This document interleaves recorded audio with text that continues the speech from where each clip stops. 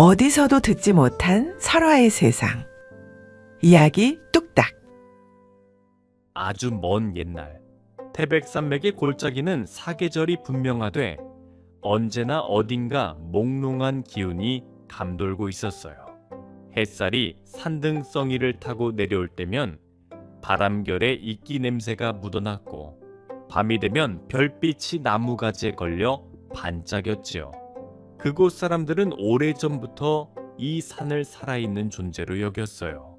산은 단순한 배경이 아니라 숨쉬는 신체이자 말없이 인간의 운명을 지켜보는 영혼이라 믿었죠. 그 마을의 가장 높은 언덕 끝에는 경수라는 사내가 살고 있었어요.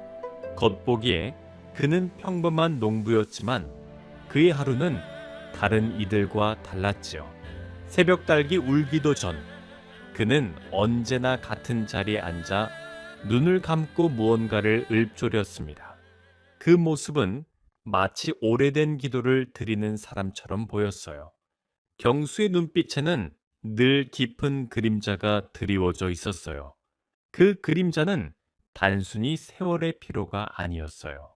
마치 그가 살아온 인생 너머로 보통 사람은 닿을 수 없는 무언가를 보고 온 듯 했지요. 그는 때로 산을 바라보다가 문득 미소를 지었고, 또 때로는 그 미소가 슬픔으로 변하곤 했어요. 마을 사람들은 그의 행동을 수상하게 여겼습니다.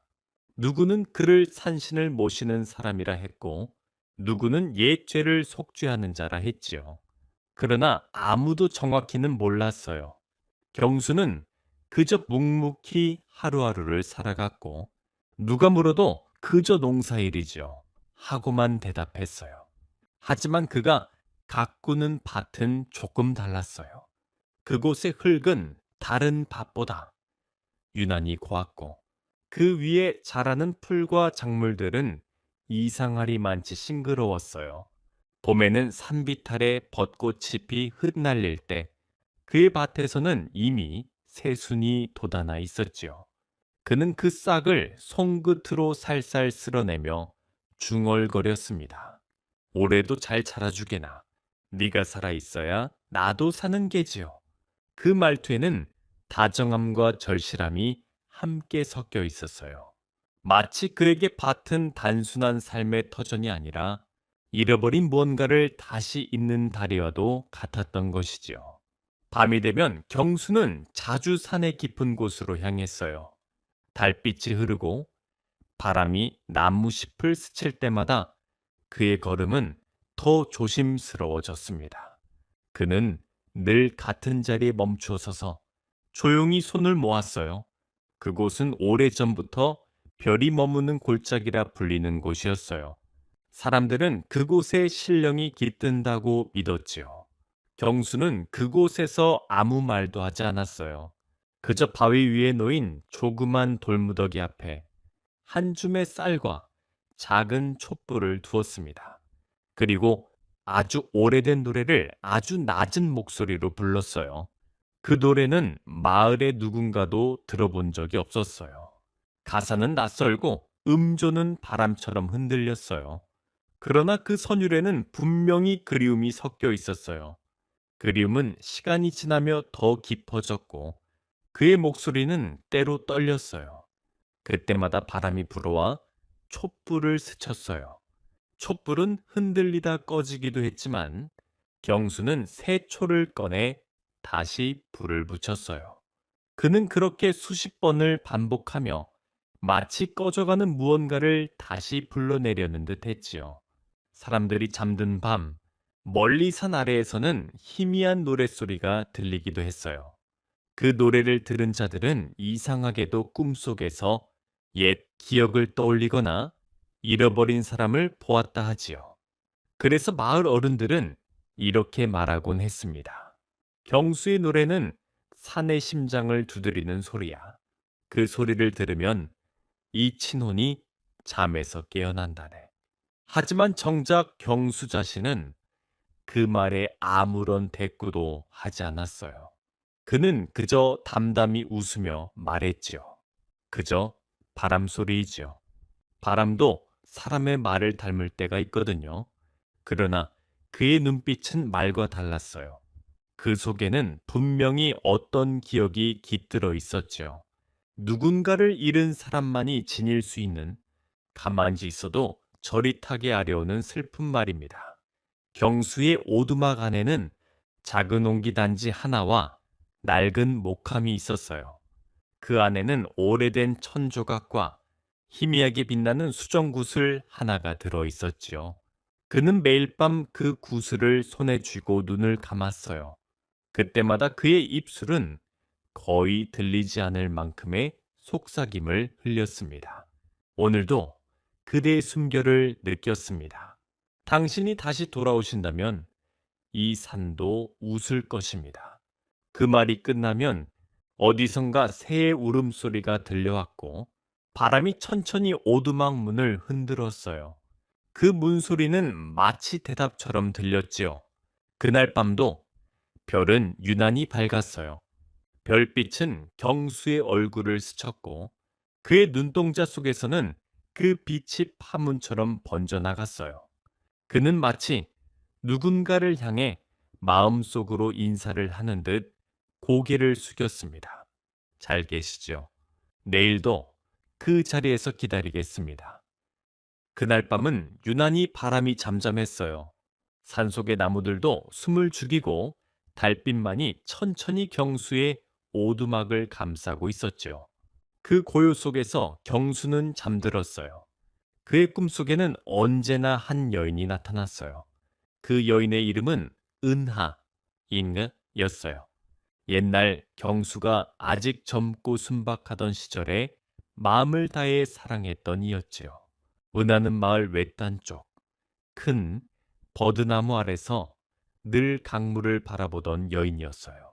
그녀의 눈빛은 별빛처럼 맑았고 웃을 때면 물결이 잔잔히 이는 듯했지요.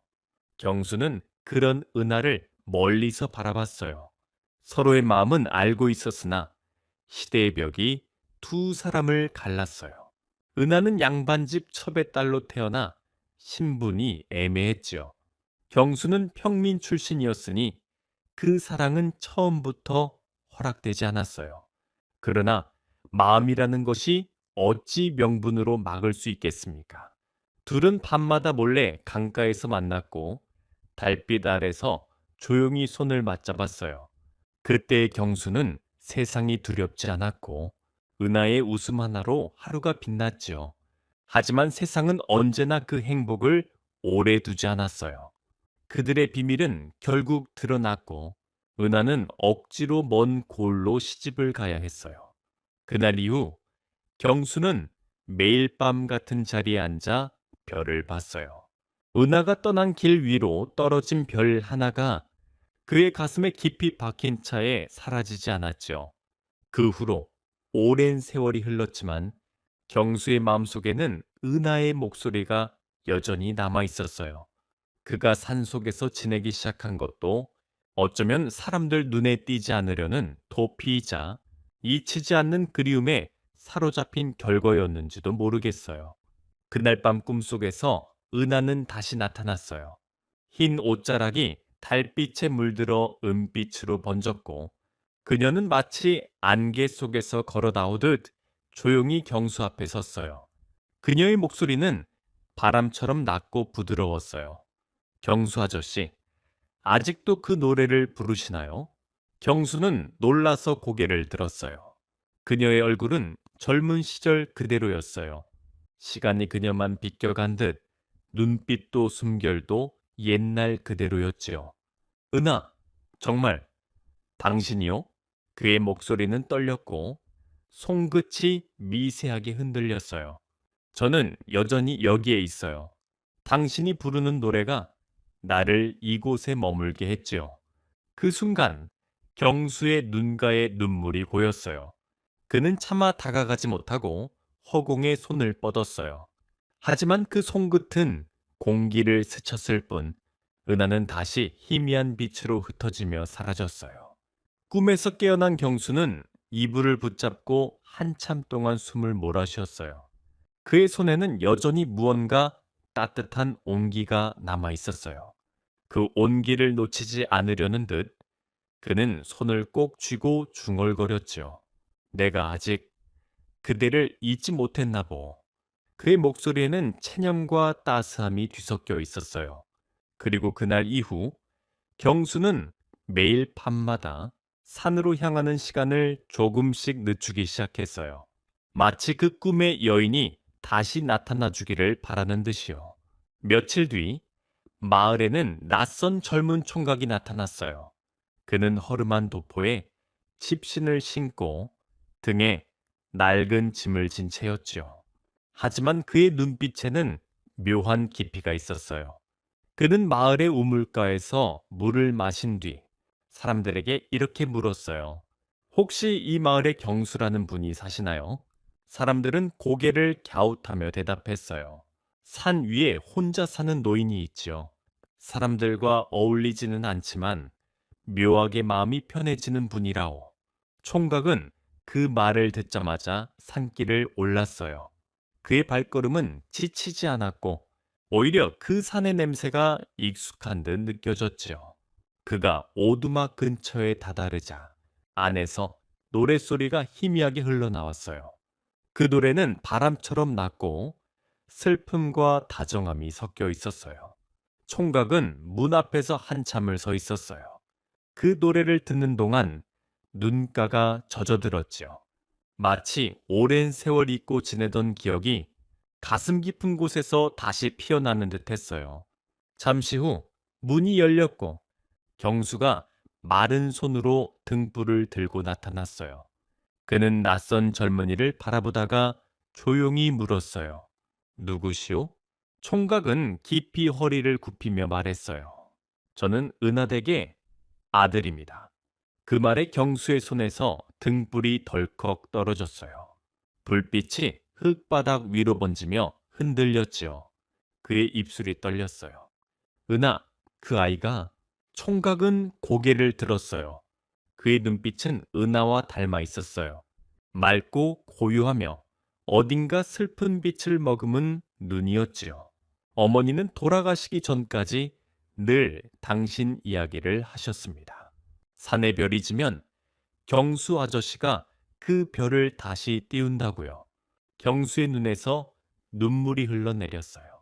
그는 천천히 총각 앞으로 다가가 손을 얹었어요.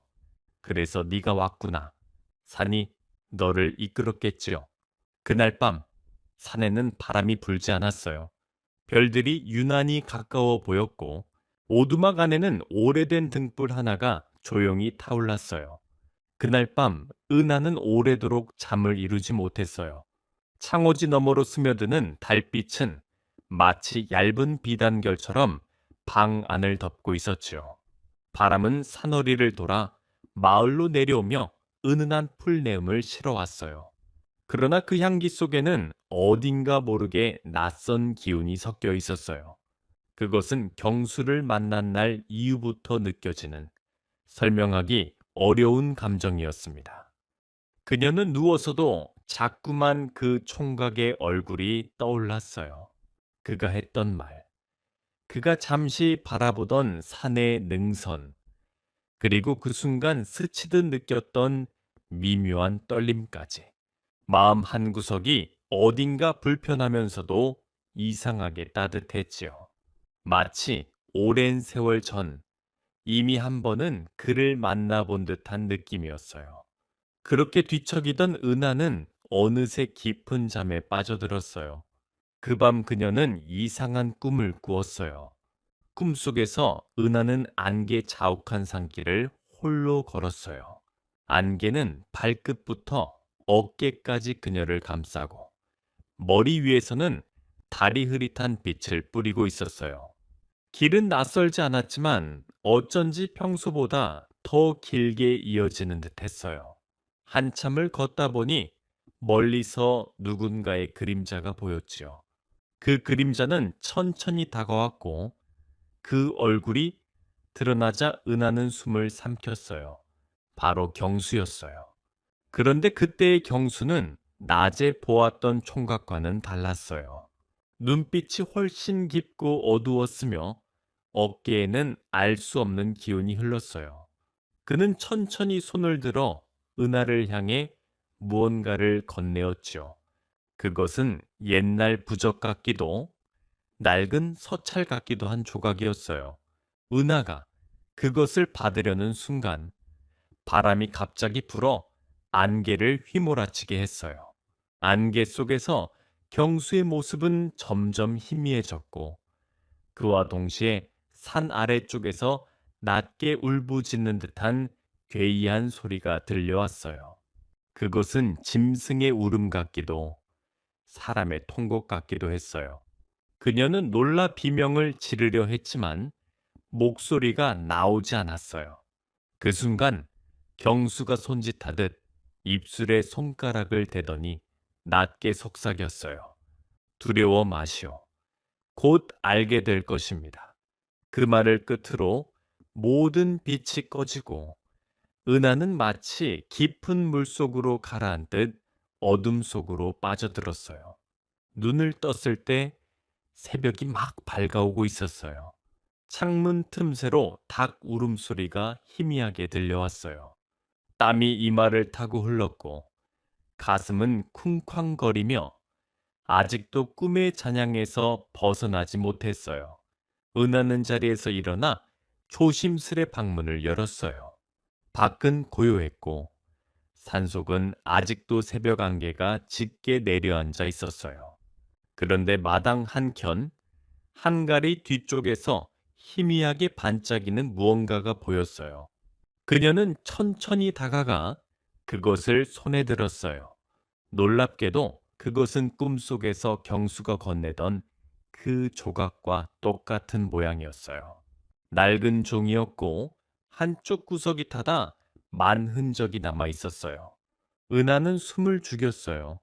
꿈이 단순한 상상이 아니었음을 마음 깊이 깨달은 순간이었죠. 그날 이후로 은하는 자주 경수를 떠올리며 이상한 감정에 휩싸였어요.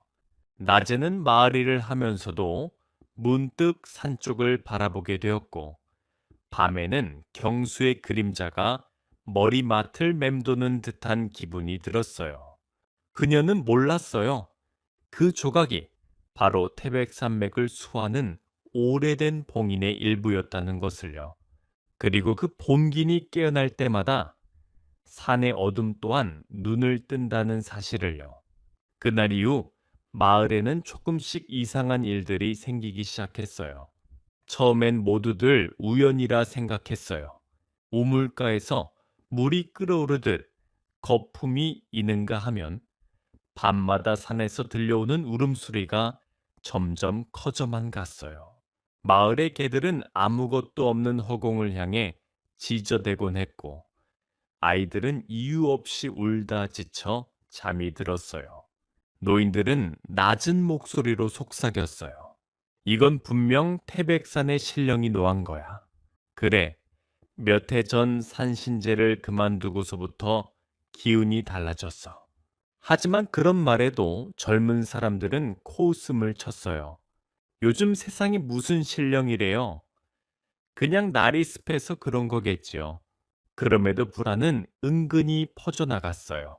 산에 들어가던 나무꾼 하나가 실종되었다는 소식이 전해지자 사람들의 눈빛은 점점 흔들리기 시작했어요. 은하는 그 모든 일들이 자신과 관련이 있는 게 아닐까 하는 두려움에 시달렸어요. 그날 새벽 손에 쥐었던 그 종이 조각 이후 밤마다 꿈은 더욱 선명해졌고 경수의 모습은 점점 뚜렷해졌어요. 그는 꿈속에서 마치 현실처럼 그녀를 바라보며 말했어요. 은하, 내가 떠나면 안 됩니다. 이 본기는 깨어나려 하고 있습니다. 그리고 그 본긴을 푸는 이는 바로 당신입니다. 그 목소리는 부드러우면서도 어딘가 절박한 울림이 있었어요. 은하는 아침마다 가슴이 두근거려 잠을 설쳤어요. 꿈이 너무 생생해서 도무지 허상이라 믿을 수 없었어요. 한편 경수 역시 마음이 편치 않았어요. 그는 매일 새벽 산에 올라 오래된 제단 앞에 섰어요. 제단 위에는 돌로 쌓인 탑이 있었고 그 아래에는 봉긴의 흔적이 희미하게 남아 있었어요. 경수는 두 손을 모아 조용히 기도했어요. 신령님, 저의 정체를 들키지 않게 해주시오. 아직 그분은 준비되지 않았습니다. 그의 음성은 바람에 실려 흩어졌어요. 그러자 산새들이 잠시 울음을 멈추고 나무잎이 잔잔히 흔들렸어요. 그 모습을 보면 알 수 있었어요. 경수는 평범한 인간이 아니었어요. 그는 수백 년 동안 태백산맥을 지켜온 봉긴자의 후손, 그리고 인간의 형상을 빌려 살아가는 발령이었어요. 그가 마을에 내려온 이유는 단 하나, 오래전부터 예언되어 온 봉인을 해제할 인간을 찾기 위함이었어요. 그리고 그 대상이 바로 은하였어요. 하지만 경수는 그녀에게 그 사실을 말할 수 없었어요. 봉인의 힘은 너무 강했고 성급히 진실을 드러내면 오히려 그녀의 혼을 삼켜버릴 수도 있었거든요. 그럼에도 그는 매일 그녀를 찾아갔어요. 장터에서 우연을 가장해 마주치고 산길에서 나무를 함께하며 때로는 약초를 다듬으며 이런저런 이야기를 나누었어요. 그럴 때마다 은하는 알 수 없는 따스함을 느꼈어요. 그저 한 사람의 친절이라 생각했지만 그 눈빛에는 늘 깊은 슬픔이 깃들어 있었어요. 마치 오래된 이별을 되새기듯 말이지요. 어느 날 은하는 용기를 내어 물었습니다. 경수나으리 가끔은 너무 먼 곳을 바라보시네요. 마치 이 산이 아닌 어딘가를 보고 계신 것 같아요. 그는 잠시 말을 잃었습니다. 그리고 부드럽게 웃으며 고개를 숙였지요. 그럴지도 모릅니다. 하지만 이곳에서 본 것 중 가장 아름다운 것은 바로 은하 씨였습니다. 그 한마디에 은하는 얼굴이 화끈거렸지요. 그러나 마음 깊숙한 곳에서는 묘한 전율이 일었습니다. 그 눈빛 속에는 단순한 호감 이상의 무언가가 담겨 있었으니까요. 그날 밤 마을 어귀에서는 또다시 기이한 소리가 들렸습니다. 달빛이 짙게 깔린 들판 위로 검은 그림자가 새으르륵 움직였어요. 개들이 일제히 울부짖었고 아이들이 놀라 울음을 터뜨렸습니다. 다음 날 아침 사람들은 논두렁에서 이상한 흔적을 발견했습니다. 마치 커다란 짐승이 지나간 듯한 발자국이었죠. 그런데 그 발자국 주변에는 붉은 꽃잎이 흩어져 있었습니다. 그것은 봄긴이 깨어날 때 피어난다는 혈연화, 즉 피처럼 붉은 연꽃이었어요. 그날 이후 마을의 공기는 눈에 보이지 않게 무거워졌습니다. 해가 떠도 산 그림자는 유난히 길었고 바람은 어쩐지 방향을 잃은 듯 이리저리 헤맸어요. 사람들은 서둘러 문을 닫고 저녁이면 등잔불을 켠 채 문 밖을 내다보지 않았습니다. 그런데 이상하게도 은하의 집 주변에서는 새들이 자꾸 모여들었어요. 까치와 참새, 심지어 산비둘기들까지 지붕 위를 맴돌며 자꾸 울어댔지요. 그 울음소리에는 어딘가 간절함이 섞여 있었습니다. 은하는 창문을 닫아도 마음이 불안했어요. 밤이면 창호지에 비치는 달빛이 유난히 푸르스름하게 번져서 마치 누군가 그 위에서 손을 대고 있는 듯한 착각이 들었지요. 그날 밤 은하는 또다시 꿈을 꾸었습니다. 이번엔 안개도 없고 달도 없었어요. 그저 어둠뿐이었지요. 그 속에서 그녀는 누군가의 숨소리를 들었습니다. 거칠고 낮고 그리고 분명히 인간의 것이 아니었어요. 그때 검은 그림자가 그녀의 등 뒤에서 다가왔습니다. 차가운 손이 그녀의 어깨를 붙잡는 순간 온몸이 돌처럼 굳어버렸어요. 그녀는 고개를 돌릴 수조차 없었습니다. 그리고 귀에 속삭이는 듯한 음성이 들렸어요. 봉인을 풀어라. 그리하면 그가 산다. 그 순간 은하는 깨어났습니다. 숨이 막혀 가슴이 미어질 듯 했어요. 방 안은 고요했지만 문 밖에서는 낮게 웅웅거리는 바람소리가 들렸습니다. 그녀는 본능적으로 그것이 바람이 아니라는 걸 느꼈어요.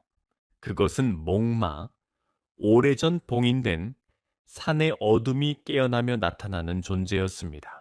목마는 사람의 꿈속으로 스며들어 그 두려움을 먹고 자라나는 괴물이었어요. 한 번 시야에 들어오면 결국 그 사람의 혼을 빼앗아가 버린다고 전해졌습니다. 그리고 그 표적이 바로 은하였어요. 다음 날 새벽, 경수는 안절부절 못한 채 산을 올랐습니다.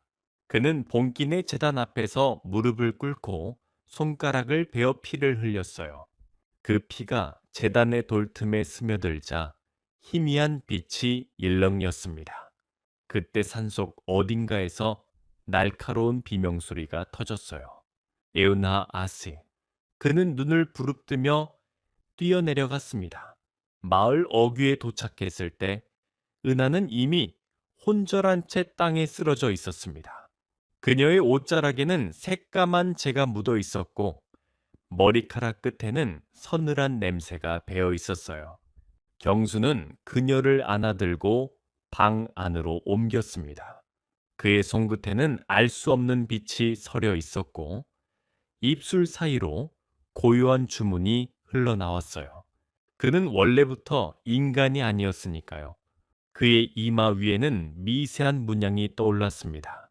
푸른 비늘처럼 보이는 그것은 세상에 단 하나뿐인 봉인의 표식이었어요. 그가 속삭였어요. 이제 더는 숨길 수 없겠군요. 아씨, 저는 산의 혼을 지키는 자입니다. 이 산에 어둠이 깨어나고 있습니다.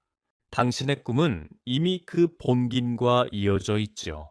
은하는 아직 정신을 차리지 못한 채 희미하게 눈을 떴어요.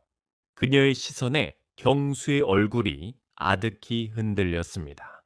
당신이 나를 지켜온 건가요? 그 말에 경수는 잠시 눈을 감았다가 고개를 끄덕였어요. 그렇습니다. 오래전부터 당신의 영혼은 이 산과 얽혀 있었지요. 당신이 다시 태어나기를, 이 봄긴이 완전한 빛으로 돌아오기를 기다려왔습니다. 그 순간 창문이 쾅 하고 열리며 거센 바람이 들이쳤습니다. 등잔불이 꺼지고 어둠 속에서 검은 안개가 스멀스멀 들어왔어요. 목마였습니다. 그것은 형체가 없었지만 그 존재만으로도 숨이 막힐 정도의 기운을 퍼뜨렸어요. 은하의 머리카락이 바람에 흩날리며 공중으로 들렸고 그녀의 눈빛이 서서히 흐려졌습니다. 경수는 그녀를 꽉 끌어안았습니다. 눈을 감지 마시오. 절대로 혼을 내어주면 안 됩니다. 그의 손에서 푸른 빛이 터져 나왔어요. 그 빛은 제단의 봉인과 연결된 수호의 힘이었어요. 그러자 목마의 형체가 잠시 흔들렸습니다. 그러나 완전히 사라지지 않았어요. 너는 봉인을 막을 수 없다. 이 산은 이미 내 것이다. 낮게 울리는 음성이 마을 전체를 울렸습니다. 경수는 이를 악물었습니다. 아니, 아직 끝나지 않았습니다. 그의 눈빛이 푸르게 빛나며 몸 주위의 공기가 뒤틀렸어요. 산의 정령들이 일제히 깨어나 그를 중심으로 회오리 쳤습니다. 은하의 몸을 감싼 어둠은 점점 밀려났고 방 안의 공기가 서서히 맑아졌어요. 하지만 경수의 얼굴은 점점 창백해졌습니다. 그의 손끝이 떨리고 입술에서는 피가 스며나왔어요. 은하의 혼을 구하는 대가로 자신의 생명력을 내어주고 있었던 것이지요. 경수 나으리, 안 돼요, 제발. 그녀가 떨리는 목소리로 외쳤습니다. 그는 미소 지었어요. 괜찮습니다. 원래 제 운명은 이 산과 함께 사라지는 것이었지요. 하지만 당신을 지킬 수 있다면 그것으로 충분합니다. 그 말과 함께 그의 몸은 점점 빛으로 변하기 시작했어요. 은하의 눈에는 눈물이 고였고 그 눈물방울이 바닥에 떨어지며 맑은 소리를 냈습니다. 그때 목마의 그림자가 마지막으로 일그러지며 소리쳤어요. 너희는 결국 나를 깨우게 될 것이다. 그리고 모든 것이 조용해졌습니다. 모든 것이 멈춘 듯 고요했어요. 바람도, 등잔의 불빛도, 심지어 새벽의 닭 울음소리마저 끊긴 듯 했지요. 은하는 품 안에서 점점 희미해져가는 경수를 붙잡고 울부짖었습니다. 그의 몸은 점점 투명해지며 빛의 입자로 흩어졌어요. 그는 마지막 순간까지도 따뜻한 미소를 지었습니다. 은하 씨, 이 산은 이제 안심입니다. 다만 기억하셔야 합니다. 진정한 봉인은 돌이나 부적이 아니라 사람의 마음이란 것을요. 그의 손끝이 은하의 머리 위를 스치며 한 줄기 푸른빛이 그녀의 이마로 스며들었습니다. 그것은 경수의 마지막 남은 혼이자 수호의 맹세였어요. 그리고 그는 사라졌습니다. 그저 따뜻한 바람 한 줄기만이 남아 그녀의 뺨을 스쳐갔어요. 은하는 한참 동안 아무 말도 하지 못했습니다. 그저 텅 빈 방 안을 바라보며 손끝으로 허공을 더듬었어요. 그러다 조용히 중얼거렸습니다. 그대의 이름을 내가 기억하겠습니다. 그 순간 문 밖의 어둠이 완전히 걷혔습니다. 새벽의 빛이 서서히 마당으로 스며들었고 산사애들의 울음소리가 다시 세상에 돌아왔어요. 산은 평화를 되찾은 듯 고요했지요. 하지만 그 고요함은 어딘가 슬픔을 머금고 있었습니다. 며칠 뒤 마을 사람들은 놀라운 광경을 보았습니다. 한때 매서운 바람만 불던 산자락에서 새싹이 돋고 온화한 향이 피어오르기 시작했어요. 죽은 나무들이 다시 푸르게 물들었고 계곡물은 맑아져 마치 하늘빛을 그대로 비추는 듯 했습니다. 사람들은 입을 모아 말했습니다. 이건 분명 홍경수 나으리의 가오일 거야. 그분이 산을 지켰죠. 그들은 산 기슭에 작은 비석을 세웠습니다. 비석에는 이름 대신 단 한 줄이 새겨졌어요. 이 산을 지킨 이에 호는 여전히 바람 속에 머문다. 은하는 매일 그 비석 앞에 들렀습니다. 그녀는 매번 향을 피우고 조용히 두 손을 모았어요. 말은 하지 않아도 그 침묵 속에는 수많은 사연이 담겨 있었죠. 그녀의 머리카락 끝에는 여전히 푸른빛이 희미하게 맺혀 있었습니다. 그것은 경수가 남긴 봄긴의 흔적이자 그의 존재가 완전히 사라지지 않았다는 증거였어요. 시간은 흘렀습니다. 계절이 몇 번을 바뀌어도 산은 여전히 푸르고 그곳의 새벽은 유난히 맑았어요. 그러던 어느 봄날 은하는 꿈을 꾸었습니다. 달빛이 유난히 밝은 산길 위에 누군가 서 있었어요. 그의 뒷모습은 낯이 걷고 바람결에 푸른빛이 흘렀습니다. 은하는 천천히 다가갔어요. 경수 나으리. 그가 뒤돌아보았습니다. 예전 그대로의 미소였어요. 은하 아씨, 이제 괜찮습니다. 이제 제 걱정은 하지 마시지요. 아직도 여기에 머물고 계신 겁니까? 아니지요. 저는 이제 산의 일부가 되었습니다. 당신의 발걸음이 닿을 때마다 저는 바람이 되어 곁을 스칠 것입니다. 그 말에 은하는 눈물이 났어요. 그러나 이번엔 슬퍼서가 아니었습니다. 그 눈물은 마치 새로운 생명을 축복하는 이슬 같았지요. 그럼 나도 이 산을 지키겠습니다. 당신이 그랬던 것처럼요. 그 말에 경수는 고요히 웃었습니다. 그 미소가 바람에 녹아 사라지자 은하는 눈을 떴어요. 아침 해가 비춰왔고 창문 틈으로 바람 한 줄기가 스며들었습니다. 그 바람은 마치 누군가의 손길처럼 따스했어요. 그날 이후 은하는 마을 사람들에게 새로운 길을 열어주었습니다. 봉인을 단순한 두려움의 상징이 아니라 자연과 인간이 함께 지켜야 할 약속으로 바꾸어 버렸어요. 그녀는 산 아래에 작은 초소를 짓고 나무마다 새싹이 돋는 계절마다 사람들과 함께 제를 올렸습니다. 사람들은 이제 그곳을 매월령이라 불렀습니다. 달빛이 매화 향기처럼 고요히 내려앉는 산, 그곳은 경수의 이름 대신 남은 살아있는 전설이었어요. 그리고 지금도 그 산길을 오르면 가끔 바람이 한 줄기 지나갑니다. 그 바람이 스칠 때면 사람들은 말합니다. 지금 누군가가 우리를 지켜보고 있지 않소? 그 말에 또 다른 누군가는 미소 지으며 대답했어요. 그렇지요. 매월령의 바람은 아직 살아있답니다.